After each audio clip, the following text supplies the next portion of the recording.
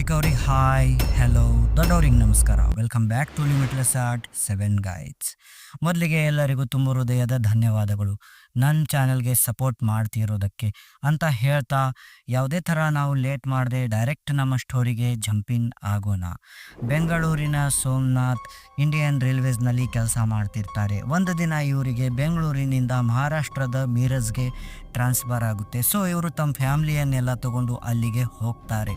ಹೋದರೆ ಇವರಿಗೆ ಅಲ್ಲಿ ಒಂದು ಕ್ವಾರ್ಟರ್ಸ್ ಸಹ ಅಲೌಟ್ ಆಗಿದೆ. ಸೊ ಇವರು ಅದರ ಕೀಸ್ಗಳನ್ನು ತಗೊಳ್ಳಲು ಹೋಗ್ತಾರೆ. ಹೋದಾಗ ಅಲ್ಲಿರ್ತಕ್ಕಂಥ ಜನರೆಲ್ಲ ಅಂತಾರೆ ಇವರಿಗೆ, ನಿಮಗೇನು ಈ ಒಂದು ಕ್ವಾರ್ಟರ್ಸ್ ಅಲೌಟ್ ಆಗಿದೆಯಲ್ಲ, ಇದು 10 ರಿಂದ 15 ವರ್ಷ ಆಯಿತು, ಹಾಗೆ ಹಾಂಟೆಡ್ ಖಾಲಿ ಬಿದ್ದಿದೆ.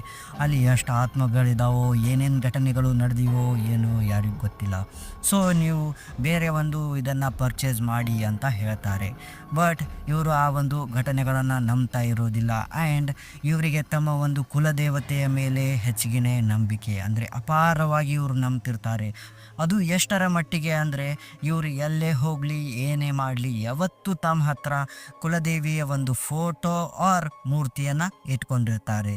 ಸೊ ಇವರು ಸೀದಾ ಆ ಒಂದು ಕೀಸ್ಗಳನ್ನು ತಗೊಂಡು ಆ ಒಂದು ಕ್ವಾರ್ಟರ್ಸ್ಗೆ ಬಂದು ಅಲ್ಲಿ ಅದನ್ನು ಓಪನ್ ಮಾಡಿ ಎಲ್ಲ ಸ್ವಲ್ಪ ಕ್ಲೀನಿಂಗ್ ಎಲ್ಲ ಮಾಡಿ ಅಲ್ಲೇ ಒಂದು ಮೂರ್ತಿಯನ್ನು ಇಡ್ತಾರೆ, ಅಂದರೆ ಪ್ರತಿಷ್ಠಾಪನೆ ಮಾಡ್ತಾರೆ. ಸೊ ಇವರು ಹೀಗೆ ಕೆಲಸಕ್ಕೆ ಹೋಗಿರ್ತಾರೆ. ಹೋದಾಗ ಮನೆಯಲ್ಲಿರ್ತಕ್ಕಂಥ ಇವರ ವೈಫ್ ಆ್ಯಂಡ್ ಮಗಳು ರೂಪ ಇಬ್ಬರು ಆ ಮನೆಯನ್ನು ಕ್ಲೀನಿಂಗ್ ಮಾಡ್ತಿರ್ತಾರೆ. ಆ್ಯಂಡ್ ಈ ಒಂದು ರೈಲ್ವೆ ಕ್ವಾರ್ಟರ್ಸ್ ಏನಿದೆಯಲ್ಲ, ಇದರದ್ದು ಬ್ಯಾಕ್ಗ್ರೌಂಡ್ ಏರಿಯಾ ಅಂದರೆ ಹಿತ್ತಲು ಅಂತೀವಲ್ಲ, ಅದು ಎಷ್ಟು ದೊಡ್ಡದಿರುತ್ತೆ ಅಂದರೆ ಗೈಸ್ ಹೇಳೋಕ್ಕಾಗೋದಿಲ್ಲ. ಆ್ಯಂಡ್ ಅದಕ್ಕೂ ಬೌಂಡ್ರಿನೂ ಇರೋದಿಲ್ಲ. ಸೊ ಅಲ್ಲಿ ಒಂದು ಹುಣಸೆ ಮರ ಇರುತ್ತೆ. ಸೊ ಇವರು ಹೀಗೆ ಸ್ವಚ್ಛ ಮಾಡ್ತಾ ಮಾಡ್ತಾ ಮಾಡ್ತಾ ಹೋಗ್ತಿರ್ತಾರೆ. ಆವಾಗ ರೂಪ ಏನು ಮಾಡ್ತಾಳೆ ಅಂದರೆ ಆ ಒಂದು ಮರದ ಹತ್ರ ಹೋಗ್ತಾಳೆ, ಆ ಒಂದು ಹುಣಸೆ ಗಿಡದ ಹತ್ರ ಹೋಗಿ ಇವಳು ಅಲ್ಲಿ ಒಂದು ಕಟ್ಟಿಗೆ ಇರುತ್ತೆ, ಹೀಗೆ ನಿಂತಿರುತ್ತೆ. ಆ ಕಟ್ಟಿಗೆನ ಎತ್ತಿ ಬಿಸಾಕ್ತಾಳೆ. ಅದಕ್ಕೆ ಒಂದು ದಾರವನ್ನು ಕಟ್ಟಿರ್ತಾರೆ ಕೆಂಪು ಕಲರ್ದು. ಸೊ ಇವಳು ಹೀಗೆ ಅದನ್ನು ಎತ್ತಿ ಬಿಸಾಕ್ತಾಳೆ. ಬಿಸಾಕಿದ ತಕ್ಷಣ ಇವಳಿಗೆ ಏನಾಗುತ್ತೋ ಏನೋ, ಇವಳು ಸ್ಟನ್ ಹೀಗೆ ನಿಂತ್ಕೊಂಡ್ಬಿಡ್ತಾಳೆ. ನಿಂತ್ಕೊಂಡು ಇವಳು ತನ್ನ ಕುತ್ತಿಗೆನ ಈ ಥರ ಮಾಡಿ ಆ ಒಂದು ಮರನೇ ನೋಡ್ತಿರ್ತಾಳೆ. ಇವಳು ನೋಡ್ತಾ ಹಾಗೆ ನಿಂತ್ಕೊಂಡ್ಬಿಡ್ತಾಳೆ. 5 ನಿಮಿಷ 6 ನಿಮಿಷ ಆದರೂ ಏನೂ ಇಲ್ಲ. ಸೊ ಈಕೆ ತಾಯಿ ಬಂದು ಈಕೆಗೆ ಕೈ ಇಟ್ಟು ಅಂತಾರೆ, ಏ ರೂಪ ಏನು ಮಾಡ್ತಾ ಇದೆಯಾ, ಹೀಗೆ ನೀನು ನಿಂತ್ಕೊಂಡಿದೆಯಾ ಒಂದು ಕುತ್ತಿಗೆನ ಈ ಥರ ಮಾಡ್ಕೊಂಡು ಅಂತ ಅಂದಾಗ ಅವಳು ಹಾಂ ಅಂತಾಳೆ. ಇಷ್ಟೇ ಗೈಸ್, ಇಷ್ಟು ಅಂದು ಸೀದಾ ಮಾತಿಲ್ಲ ಕತೆ ಇಲ್ಲ, ಸೀದಾ ರೂಮ್ಗೆ ಬರ್ತಾಳೆ, ಕೂತ್ಕೊಂಡ್ಬಿಡ್ತಾಳೆ. ಹೀಗೆ ಇವರು ಏನು ಅಬ್ಸರ್ವ್ ಮಾಡಿರೋದಿಲ್ಲ ಅಷ್ಟು. ಹೀಗೆ ಈಗ ದಿನಗಳು ಉರುಳ್ತಾ ಇರ್ತವೆ. ಇವಳಲ್ಲಿ ಒಂದು ಬಿಹೇವಿಯರಲ್ ಚೇಂಜಸ್ಗಳು ಕಾಣಲು ಸಿಗ್ತವೆ. ಇವಳು ಒಬ್ಬೊಬ್ಬಳೆ ರೂಮ್ನಲ್ಲಿ ಕೂತ್ಕೊಂಡು ಅಳೋದು, ಅಚಾನಕ್ಕಾಗಿ ನಗೋದು, ಆ್ಯಂಡ್ ಈ ಒಂದು ಕಿಚನ್ನಲ್ಲಿ ನಿಂತ್ಕೊಂಡು ಯಾವತ್ತೂ ಆ ಮರವನ್ನೇ ಗುರಾಯಿಸಿ ನೋಡ್ತಾ ಇರ್ತಾಳೆ. ಕಣ್ಣುಗಳನ್ನು ಪಿಳ್ಕಿಸ್ತಾನೇ ಇರಲಿಲ್ಲ, ಆ ಥರ ಇವಳು ನೋಡ್ತಿರ್ತಾಳೆ. ಸೊ ಇವ್ರ ಮನೆಯವರಿಗೂ ಒಂಥರ ಅನಿಸುತ್ತೆ, ಏನು ಇವಳು ಈ ಥರ ಎಲ್ಲ ಸೈಲೆಂಟ್ ಆಗಿಬಿಟ್ಟಿದ್ದಾಳಲ್ಲ ಅಂತ. ಆ್ಯಂಡ್ ಇವಳು ಯಾವ ಥರ ಮಾಡ್ತಿರ್ತಾಳೆ ಅಂದರೆ, ರಾತ್ರಿ ಎಲ್ಲ ಮರದ ಹತ್ರ ಹೋಗಿ ಕೂತ್ಕೊಳ್ಳೋದು, ಅಳೋದು, ಚೀರಾಡೋದು, ತನ್ನ ಮೈಯನ್ನು ಪರ್ಚ್ಕೊಳ್ಳೋದು, ಕೂದಲನ್ನು ಹಿಂಗೆ ಜಗ್ಗೋದು, ಏನೇನೋ ಮಾಡ್ತಿರ್ತಾಳೆ. ಸೊ ಇವ್ರ ಮನೆಯಲ್ಲಿ ಡಾಕ್ಟ್ರಿಗೆ ಅಲ್ಲಿ ಇಲ್ಲಿ ಎಲ್ಲ ಕಡೆ ತೋರಿಸ್ತಾರೆ, ಬಟ್ ಏನು ಪ್ರಯೋಜನ ಆಗೋದಿಲ್ಲ. ಈಕೆಯ ಪರಿಸ್ಥಿತಿ ಎಲ್ಲಿಗೆ ಎಷ್ಟು ಹದಗೆಟ್ಟಿರುತ್ತೆ ಅಂದರೆ, ಈಕೆಗೆ ಮನೆಯಲ್ಲಿ ಒಂದು ಸರಪಳಿಯ ಮುಖಾಂತರ ಕಟ್ಟಿ ಹಾಕುವಲ್ಲಿಗೆ ಬರುತ್ತದೆ ಪರಿಸ್ಥಿತಿ. ಸೊ ಹೀಗೆ ಈಕೆಗೆ ಕಟ್ಟಿ ಹಾಕಿರ್ತಾರೆ. ಒಂದು ದಿನ ರಾತ್ರಿ ಇವರ ತಾಯಿ ಈಕೆಗೆ ಊಟವನ್ನು ಕೊಡಲು ಅಂತ ಈಕೆಯ ರೂಮ್ಗೆ ಹೋಗಿ ನೋಡಿದರೆ ಅಲ್ಲಿ ರೂಪ ಇಲ್ಲ. ಸೊ ಅವರು ಗಾಬರಿಯಲ್ಲಿ ಅತ್ತ ಕಡೆ ಇತ್ತ ಕಡೆ ಎಲ್ಲ ನೋಡ್ತಾರೆ. ನೋಡಿದರೆ ಸರಪಳಿಗಳು ಹಾಗೆ ಬಿದ್ದಿರುತ್ತವೆ. ಆ್ಯಂಡ್ ಇವರು ರೂಪಾನ ಹುಡುಕ್ತಾ ಮತ್ತೆ ಹಿತ್ತಲಲ್ಲಿ ಹೋಗ್ತಾರೆ. ಹೋಗಿ ನೋಡಿದರೆ ರೂಪ ಅಲ್ಲಿನೇ ಆ ಮರದ ಕೆಳಗಡೆ ಬೀಡಿ ಸೇದ್ಕೊಂಡು ಕೂತಿರ್ತಾಳೆ. ಬೀಡಿನೋ ಸಿಗರೇಟೋ ಸೇದ್ಕೊಂಡು ಕೂತಿರ್ತಾಳೆ. ಸೊ ಇವ್ರ ಫಾದರ್ಗೆ ಸಿಟ್ಟು ಬರುತ್ತೆ. ಸೀದಾ ಇವರು ಹೋಗ್ತಾರೆ, ಯಾರು ಇವನ್ ಸೋಮನಾಥ್ ಅವರು. ಹೋಗಿ ಆಕೆಗೆ ಬದರಿಸ್ತಾರೆ ಆ್ಯಂಡ್ ಹೇಳ್ಕೊಂಡು ಬರೋಕ್ಕೆ ಟ್ರೈ ಮಾಡ್ತಾರೆ. ಬಟ್ ಇವಳು ಯಾವುದೇ ಕಾರಣಕ್ಕೂ ಒಂದು ಸ್ವಲ್ಪ ಸರಿತಾನೇ ಇಲ್ಲ. ಸೊ ಇಂಥ ಒಂದು ಸಿಚುವೇಶನ್ ಕ್ರಿಯೇಟ್ ಆಗಿರುತ್ತೆ. ಆ್ಯಂಡ್ ಇವರು ಎಲ್ಲ ಥರ ಟ್ರೈ ಮಾಡ್ತಾರೆ, ಬಟ್ ಅವಳು ಯಾವುದೇ ಕಾರಣಕ್ಕೂ ಅಲ್ಲಿಂದ ಜರುಗ್ತಾನೇ ಇಲ್ಲ. ಸೊ ಫೈನಲಿ ಅವಳು ಅಂತಾಳೆ, ಅಂತ ಅವಳು ಅಂತಾಳೆ, ಅದು ಒಂದು ಗಂಡು ಮಗನ ಧ್ವನಿಯಲ್ಲಿ. ಸೊ ಆಯಿತು ಅಂತ ಇನ್ನೊಂದು ಕೆಲವೇ ಕ್ಷಣಗಳಲ್ಲಿ ಆಕೆನೇ ಸುಸ್ತಾಗಿ ಬಿದ್ದುಬಿಡ್ತಾಳೆ, ಒಂಥರ ಆಗ್ಬಿಡುತ್ತೆ ಮೈಯೆಲ್ಲ. ಸೊ ಆವಾಗ ಆಕೆ ಫಾದರ್ ಆಕೆಯನ್ನು ಹೇಳ್ಕೊಂಡು ಸೀದಾ ರೂಮ್ಗೆ ಹೋಗಿ ಮತ್ತೆ ಕಟ್ ಹಾಕ್ತಾರೆ. ಆ್ಯಂಡ್ ಅವತ್ತಿನಿಂದ ಈಕೆಯನ್ನು ತುಂಬ ಕೇರ್ಫುಲ್ಲಾಗಿ ನೋಡ್ಕೊತಿರ್ತಾರೆ. ಬಟ್ ಏನಾಗುತ್ತೋ ಏನೋ ಗೊತ್ತಿಲ್ಲ, ಒಂದಿನ ಅಚಾನಕ್ ಇವಳು ಗಾಯಬ್ ಆಗಿಬಿಡ್ತಾಳೆ. ಮನೆಯಲ್ಲಿ ಎಲ್ಲೂ ಕಾಣಿಸ್ತಾ ಇಲ್ಲ. ಇವ್ರು ತಮ್ಮ ಮನೆ, ಬೀದಿ, ಅಲ್ಲಿ ಇಲ್ಲಿ ಎಲ್ಲ ಕಡೆ ಹುಡುಕ್ತಾರೆ, ಬಟ್ ಅವಳು ಎಲ್ಲಿ ಕಾಣುವುದಿಲ್ಲ. ಇನ್ನೇನು ನಾಳೆ ಹೋಗಿ ಪೊಲೀಸ್ ಸ್ಟೇಷನ್ಗೆ ಕಂಪ್ಲೇಂಟ್ ಕೊಡಬೇಕು. ಅಷ್ಟರಲ್ಲಿ ಇವರು ರಾತ್ರಿ ಮಲಗಿರ್ತಾರೆ. ಆವಾಗ ಕನಸಿನಲ್ಲಿ ಇವ್ರ ಕುಲದೇವತೆ ಇವ್ರಿಗೆ ಬಂದು ಹೇಳ್ತಾಳೆ, ನೋಡು ನಿನ್ನ ಮಗಳು ಒಂದು ಸ್ಮಶಾನದಲ್ಲಿ ಅಳ್ತಾ ಕೂಳ್ತಿದ್ದಾಳೆ. ಸೊ ಅವಳನ್ನು ಕರ್ಕೊಂಡು ನನ್ನ ಹತ್ರ ಬೇಗ ಬಾ ನಾಳೆನೇ, ಇಲ್ಲಾಂದರೆ ಅವಳು ಸತ್ತು ಹೋಗ್ತಾಳೆ, ಅವಳ ಹತ್ರ ಭಾಳ ಟೈಮ್ ಇಲ್ಲ, ಹೋಗು ಅಂದ ತಕ್ಷಣ ಗೈಸ್ ಈ ಒಂದು ಸೋಮನಾಥ್ ಎದ್ದುಕೊಂಡು ಮೈ ಮೇಲೆ ಬಟ್ಟೆ ಹಾಕ್ಕೊಂಡು ರಾತ್ರಿ 1:30 ಗಂಟೆ ಇವರು ಸೀದಾ ಆ ಒಂದು ಕುಲದೇವಿ ಏನು ಹೇಳ್ತಾಳಲ್ಲ ಕನಸಿನಲ್ಲಿ ಸ್ಮಶಾನದ ಹೆಸರು, ಅಲ್ಲಿಗೆ ಹೋಗ್ತಾರೆ.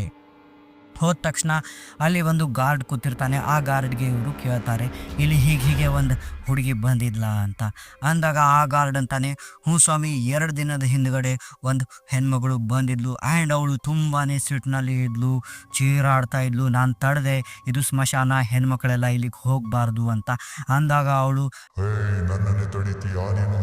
ನನ್ನ ಸಲ್ಮಾನ ನನಗೆ ಭೇಟಿ ಮಾಡೋಕೆ ಬಿಡೋದಿಲ್ವಾ ಅಂತ ಅವಳು ನನ್ನನ್ನು ಎತ್ತಿ ಒಕ್ಕಟ್ಬಿಟ್ಲು. ಆ್ಯಂಡ್ ನಾನು ಮೂರ್ಛೆ ಹೋದೆ. ಎದ್ದು ನೋಡಿದರೆ ಅವಳು ಆಸ್ಪಾಸ್ ಎಲ್ಲಿ ಕಾಣ್ತಾ ಇಲ್ಲ. ನಾನು ಇಡೀ ಸ್ಮಶಾನನ ಹುಡುಕ್ದೆ, ಅವಳೆಲ್ಲಿ ಸಿಗಲಿಲ್ಲ ಅಂತ ಅಂದಾಗ ಇವ್ರು ಅಂತಾರೆ, ಅವಳೇ ನನ್ನ ಮಗಳು, ಅವಳು ನನ್ನ ಮಗಳು ಅಂತ ಇವರು ಅಂತಾರೆ. ಅಂದ್ಕೂಡಲೇ ಆ ಒಂದು ಗಾರ್ಡ್ ಅಂತಾನೆ, ನೋಡಿ ನಿಮ್ಮ ಮಗಳಿಗೇನೋ ದೆವ್ವಾಗಿವ ಏನೋ ಮೇಟ್ಕೊಂಡಿರಬೇಕು, ಬನ್ನಿ ಒಳಗಡೆ ಹುಡ್ಕೋಣ ಅಂತ ಮತ್ತೆ ಇವರು ಒಳಗಡೆ ಹೋಗ್ತಾರೆ. ಹೋಗಿ ನೋಡಿದರೆ ಒಂದು ಗೋರಿ ಹತ್ರ ಇವಳು ಕೂತ್ಕೊಂಡು ಅಳ್ತಿರ್ತಾಳೆ. ಸಲೀಮಾ ಸಲೀಮಾ ಸಲೀಮಾ ಅಂತ ಅಳ್ತಿರ್ತಾಳೆ ಇವಳು. ಸೊ ಇವ್ರ ಫಾದರ್ ಈಕೆಗೆ ಈ ಸತಿ ಸೆಟ್ ಮಾಡೋದಿಲ್ಲ, ತುಂಬಾ ಮೃದುವಾಗಿ ಈಕೆನ ರಮಿಸ್ತಾರೆ. ಆ್ಯಂಡ್ ಅಂತಾರೆ, ಮಗಳೇ ರೂಪ, ನಡಿ ಮನೆಗೆ ಹೋಗೋಣ, 2 ದಿನ ಆಯಿತು ನೀನು ಊಟ ಇಲ್ಲ ಏನಿಲ್ಲ, ಬಾ ಅಂತ ಅಂತಾರೆ. ಅಂದಾಗ ಅವಳು ಅಂತಾಳೆ, ನಾನು ರೂಪ ಅಲ್ಲ, ನಾನು ಬರೋದಿಲ್ಲ ಎಲ್ಲಿಗೂ, ನನ್ನ ಸಲಿಮಾನ ಬಿಟ್ಟು ನಾನು ಎಲ್ಲಿಗೂ ಬರೋದಿಲ್ಲ, ನಾನು ಇಲ್ಲಿಗೆ ಇರ್ತೀನಿ ಅಂತ ಅಂತಾಳೆ. ಅಂದಾಗ ಅವ್ರ ಫಾದರ್ ಅಂತಾರೆ, ಇಲ್ಲ ರೂಪ, ಬಾ, ನಾನು ನಿನ್ನನ್ನು ಮತ್ತೆ ಇಲ್ಲಿಗೆ ಕರ್ಕೊಂಬರ್ತೀನಿ, ಮೊದಲು ಊಟ ಮಾಡಿ ಮತ್ತೆ ಬರುವಂತೆ ಬಾ ಅಂತ ಹೇಗೋ ರಮಿಸ್ಕೊಂಡು ಗೈಸ್ ಅಲ್ಲೇ ಇವರು ಒಂದು ಕಾರ್ನ ಬಾಡಿಗೆ ಮಾಡಿಕೊಂಡು ಸೀದಾ ಕರ್ನಾಟಕಕ್ಕೆ ಒಂದು ಕುಲದೇವಿಗೆ ಹೋಗ್ತಾರೆ. ಅಂದರೆ ಇಲ್ಲಿಗೆ ಬರ್ತಾರೆ. ಅವರು ಬಂದು ಆ ಒಂದು ಏನು ಪ್ರಿಮಿಸಸ್ ಇರುತ್ತಲ್ಲ ದೇವಸ್ಥಾನದ್ದು, ಅಲ್ಲಿ ಎಂಟ್ರ್ ಆಗ್ತಿದ್ದಂಗೆ ಏನೇನೋ ಚೇಂಜಸ್ ಆಗೋಕ್ಕೆ ಸ್ಟಾರ್ಟ್ ಆಗುತ್ತೆ. ಆ್ಯಂಡ್ ಅಲ್ಲಿ ಇರ್ತಕ್ಕಂಥ ಅರ್ಚಕರು ಏಕ್ದಮ್ ಈಕೆ ಎದುರುಗಡೆ ಬಂದು ನಿಂತು ಫಟಾರ್ ಫಟಾರ್ ಅಂತ 2 ಕಪಾಳಗಡ್ಡಿಗೆ ಹೊಡೆದು ಕೇಳ್ತಾರೆ, ಹೋಯ್ ಯಾರು ನೀನು, ಯಾಕೆ ಈಕೆ ಮೈಯಲ್ಲಿ ಸೇರ್ಕೊಂಡಿದೀಯಾ, ಏನು ನೀನು ಉದ್ದೇಶ ಅಂತ ಎಲ್ಲ ಕೇಳ್ತಾರೆ. ಕೇಳಿದಾಗ ಏನು ಈ ಒಳಗಡೆ ಒಂದು ಎಂಟಿಟಿ ಇರುತ್ತಲ್ಲ, ಅದು ನಾನು ಹೀಗೆ ಮೋಹನ್ ಅಂತ ಹೇಳುತ್ತೆ ಅದು. ಅಂದಾಗ ಈ ಅರ್ಚಕರು ಹೇಳ್ತಾರೆ, ಹ್ಞೂ ಆಯಿತು, ಬಟ್ ನೀನು ಈಕೆಯಲ್ಲಿ ಯಾಕೆ ಸೇರ್ಕೊಂಡಿದ್ದೀಯಾ, ಏನು ನಿನ್ನ ಕತೆ, ಈಕೆನ ಬಿಟ್ಟು ಹೋಗು ಅಂದಾಗ ಅವನಂತಾನೆ, ಇಲ್ಲ ನಾನು ಈಕೆನ ಎಲ್ಲಿ ಬಿಟ್ಟು ಹೋಗೋದಿಲ್ಲ, ನನ್ನ ಸಲಿಮಾನ್ ಸಹಿತ ನಾನು ಈಕೆಯಲ್ಲೇ ತೊಗೊಂಬಂದು ಇಬ್ಬರು ನಾವಿಲ್ಲೇ ವಾಸ ಮಾಡ್ತೀವಿ ಈಕೆ ದೇಹದಲ್ಲಿನೇ ಅಂತ ಅವನು ಅಂತಾನೆ. ಅಂದಾಗ ನಿನ್ನ ಕತೆ ಏನು, ಸಲೀಮಾ ಯಾರು ಅಂತ ಕೇಳ್ತಾನೆ. ಮತ್ತೆ ಆ ಅರ್ಚಕರು ಕೇಳಿದಾಗ ಅವನಂತಾನೆ, ಮೋಹನ, ನಾನು ಹೀಗೆ ಸುಮಾರು ವರ್ಷಗಳ ಹಿಂದೆ ಸಲೀಮಾ ಅನ್ನೋ ಒಂದು ಮುಸ್ಲಿಂ ಹುಡುಗಿನ ಪ್ರೀತಿಸಿದ್ದೆ. ಆ್ಯಂಡ್ ಇದು ಅವ್ರ ಮನೆಯವರಿಗೆ ಗೊತ್ತಾಯಿತು.